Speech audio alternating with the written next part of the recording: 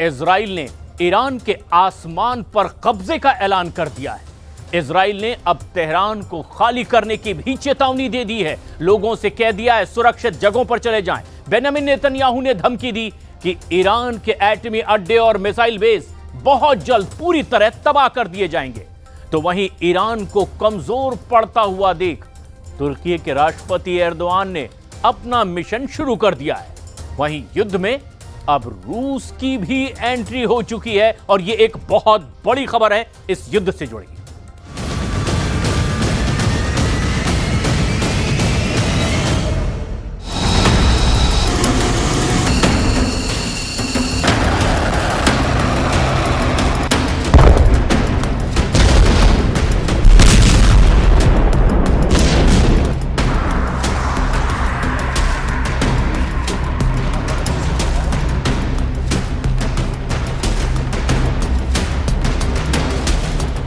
क्या इजराइल के हमले से ईरान अब नहीं बचेगा? क्या ईरान अमेरिकी हथियारों की मार नहीं झेल पाएगा? क्या ईरान को बचाने पुतिन जिनपिंग नहीं आएंगे? क्या एटम बम की जिद में एक देश मिट्टी में मिल जाएगा?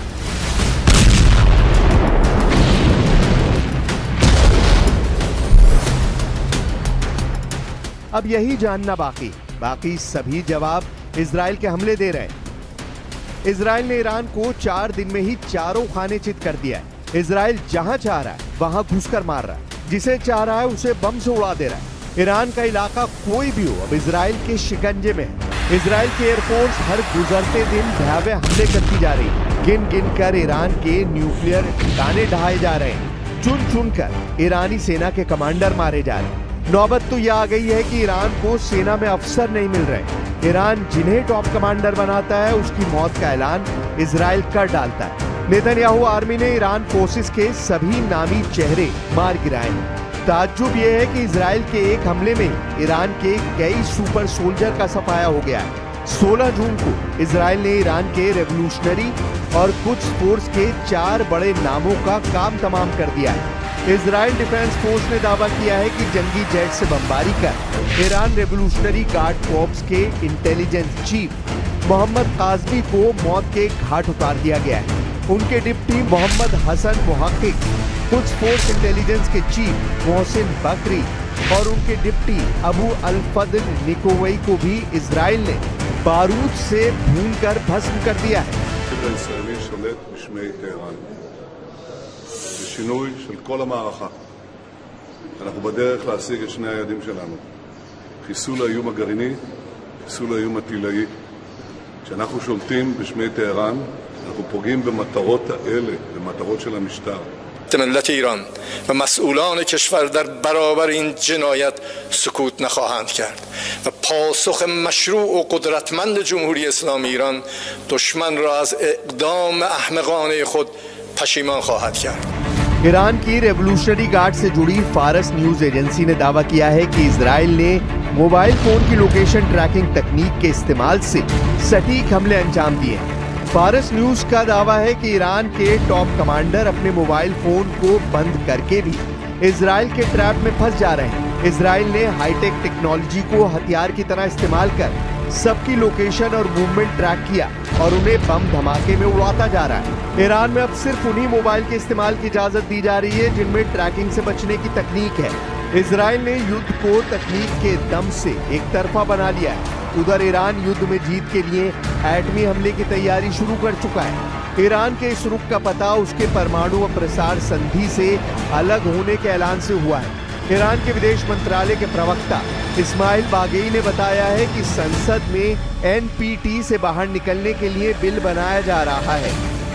حتما با توجه به تحولات ما تصمیم مقتضی رو خواهیم گرفت. ما در ارتباط نزدیک با مجلس شورای اسلامی هستیم و قاعدتاً تصمیم هایی که مجلس شورای اسلامی بگیره طبق قانون برای دولت جمهوری اسلامی ایران لازم الاجراست. البته طرحهایی که الان اشاره کردید در حال تدوین هست و حتما در روند تدوین هماهنگی‌های لازم رو با مجلس محترم خواهیم داشت. ईरान के इस कदम को समझना क्या मुश्किल है। खामनेई ने परमाणु अप्रसार संधि को खारिज कर दिया है। संधि से अलग होते ही ईरान खुलेआम परमाणु हथियार विकसित कर सकेगा। ईरान पर लगी यूरेनियम संवर्धन की रोक बेमानी हो जाएगी। ईरान के एटमी प्रोग्राम पर IAEA की निगरानी भी खत्म हो जाएगी। ईरान ने एटम बम बनाया तो खाड़ी देशों में एटम बम बनाने की रेस शुरू होगी। इसके साथ ही ईरान सबसे पहले परमाणु धमाके से दुश्मनों को जवाब देगा। मतलब जिस युद्ध की शुरुआत ईरान को एटम बम बनाने से रोकने के लिए हुई, जिस युद्ध को इजराइल ने ईरान के एटमी अड्डों की तबाही के लिए शुरू किया, जिस युद्ध से ईरान के बैलिस्टिक मिसाइल जखीरे की बर्बादी तय की जा रही है, वही युद्ध एटमी युद्ध बनता जा रहा है। इजराइल जिस तरह ईरान के न्यूक्लियर अड्डे दहला रहा है, इजराइल ने जिस तरह ईरान के शहरों को जलाया है, उससे ईरान का सब्र जवाब देता जा रहा है। ईरान अपनी जान बचाने के लिए परमाणु बम का धमाका करने पर मजबूर होता जा रहा है। ईरान की न्यूक्लियर मिसाइलों का टारगेट तेल अवीव ही नहीं, खाड़ी के कई मुल्क बन सकते हैं। इसका सिग्नल लाविजान के बंकर से मिलने लगा है, वही सुपर सीक्रेट बंकर जहां ईरान का वॉर हेडक्वार्टर है। इजराइल के भीषण हमलों के बीच सुप्रीम लीडर अली खामनेई ने लाविजान बंकर को ठिकाना बना लिया है।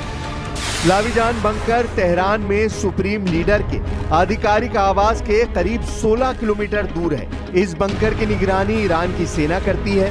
यहाँ पर मिसाइल गिराना आसान नहीं है। लाविजान में ही ईरान के जमीनी सेना का मुख्यालय है और यहीं से पूरी जंग की मॉनिटरिंग की जा रही है। ग्लोबल सिक्योरिटी ऑर्गेनाइजेशन के मुताबिक लाविजान में ही मिसाइल प्रोडक्शन का सबसे बड़ा कारखाना है। लाविजान में ही ईरान की यूरेनियम साइट है जो अंडरग्राउंड बंकर में बनाई गई है। एजेंसी के मुताबिक इसे सबसे ज्यादा सुरक्षित यूरेनियम ठिकाना माना जाता है। अगर लाविजान में हमला होता है तो न्यूक्लियर रेडिएशन का खतरा बढ़ जाएगा। ईरान इजराइल टकराव एटमी घमासान न बने, इसकी कोशिशें शुरू हो गई हैं।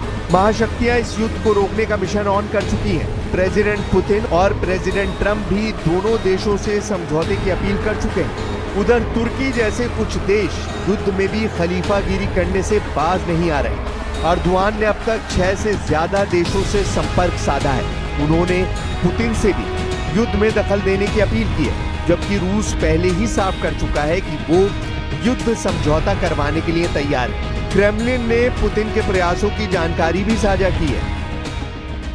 Президентом Путиным в предыдущий разговор с президентом Трампом. В этом плане готовность и желание России остается. И при необходимости все это может быть не реализовано. इजराइल पर इंटरनेशनल प्रेशर बनाया जा रहा है। नेतन्याहू अच्छी तरह जानते हैं कि युद्ध को ज्यादा दिन खींचा नहीं जा सकता। इस बीच वो ईरान के ज्यादा से ज्यादा एटमी ठिकाने तबाह कर डालना चाहते हैं। इसमें भी इजराइल का सबसे बड़ा टारगेट ईरान का फोर्दो एटमी सेंटर है, जहां अब तक उसके किसी भी हमले का कोई असर नहीं पड़ा है। ईरान जानता है कि इजराइल फोर्दो को तबाह करने के लिए हर हद को पार कर सकता है, इसलिए उसने फोर्दो को एयर डिफेंस सिस्टम से घेर रखा है। ईरान के फोर्दो एटमी सेंटर के पीछे इजराइल क्यों पड़ा है, इसे भी अब समझिए। फोर्दो न्यूक्लियर साइट की सबसे बड़ी ताकत उसका डिजाइन है। पहाड़ियों को काटकर इसे जमीन से 90 मीटर गहराई में बनाया गया है। दुनिया को ईरान के फोर्दो न्यूक्लियर सेंटर की खबर साल 2009 में लगी, जबकि 2011 में यहां ईरान के वैज्ञानिकों ने यूरेनियम संवर्धन का काम शुरू किया। ईरान को परमाणु बम बनाने के लिए 90% शुद्ध यूरेनियम चाहिए। वो इसी एटमी प्रयोगशाला में तैयार हो रहा है। इजराइल ने अब तक जितने भी हथियार इस्तेमाल किए हैं, उसने फोर्दो एटमी सेंटर को 1 इंच का भी नुकसान नहीं हुआ है। इसकी पुष्टि IAEA चीफ राफेल ग्रॉसी ने कर दी है। No damage has been seen at the site of the Fordo fuel enrichment plant or at the Condab heavy water reactor, which is under construction. Bushehr nuclear power plant has not been targeted or affected by the recent attacks, and neither has the Tehran research reactor. At the Isfahan nuclear site, 4 buildings were damaged in Friday's attack. आखिर Fordow की दीवार Israel भेद क्यों नहीं पाया? क्या Fordow की फौलादी दीवारें अवैध हैं? इजराइल के पास GBU-28 और GBU-31 जैसे बंकर बस्टर हैं जो लगभग 6 से 10 मीटर गहराई तक कंक्रीट को भेज सकते हैं, लेकिन फोर्दो के एटमी सेंटर को तबाह करने के लिए 61 मीटर तक गहराई में धमाके करने वाले बंकर बस्टर की जरूरत है, जिसे सिर्फ अमेरिका का GBU-57 MOP ही अंजाम दे सकता है।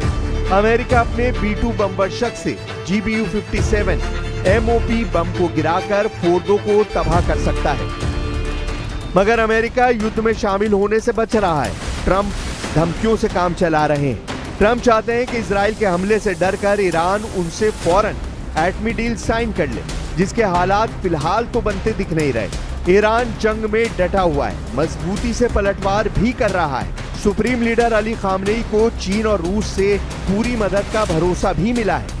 मुस्लिम देशों ने भी ईरान का साथ देने का यकीन दिलाया है। हालांकि युद्ध हथियार और सेनाओं से जीते जाते हैं, जिसके मामले में इजराइल भारी पड़ रहा है। ईरान के दोस्त देशों ने अगर उसका साथ हथियार और मिलिट्री पावर से नहीं दिया तो इजराइल युद्ध को अपने अंदाज से जीतेगा।